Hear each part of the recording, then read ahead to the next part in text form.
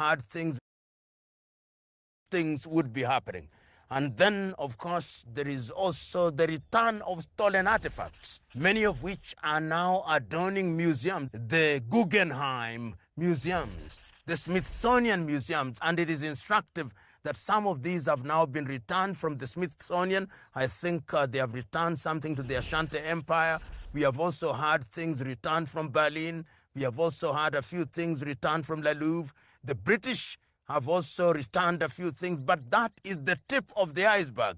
And you know, these colonizers are arrogant. They say, but when we return them to you, do not have the capacity to take care of them. If we made them in the first place, why can't we take care of them? But that is the arrogance that is the character of the imperialists.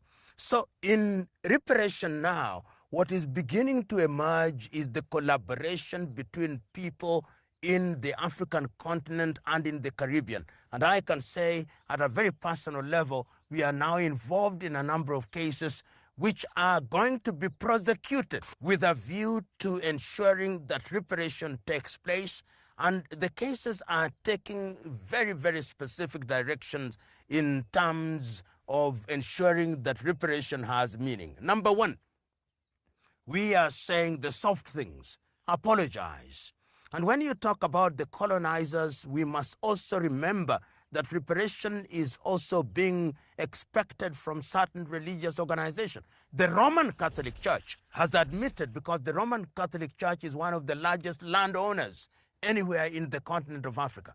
It is true that the church has contributed in terms of building schools and other things, humanitarian activity. An apology is expected.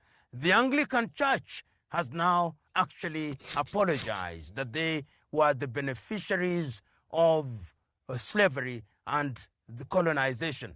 Barclays Bank accepted that their bank was used in this regard.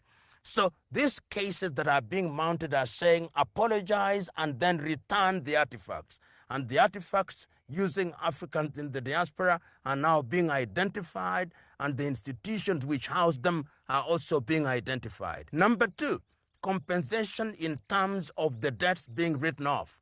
That these are targeting institutions such as the World Bank and the IMF, and the idea is to get even declaratory orders through the invocation of universal jurisdiction, that these debts are no longer owed. In fact, I remember in 1987, the then president of Burkina Faso, Thomas Noel Isidore Sankara, said in Addis Ababa, let us stop paying these debts. Of course, he died before this was undertaken, but that is the attitude that is being taken by some people, and we are pursuing that in a very orderly manner. And there are a number of cases, the beauty of it. The other thing is to monetize by saying that all the things that were done can be quantifiable in dollar, in euro form, and these monies will then be administered in a common fund under the guidance of a continental organization. Because this is one of the arguments that the colonizers always have.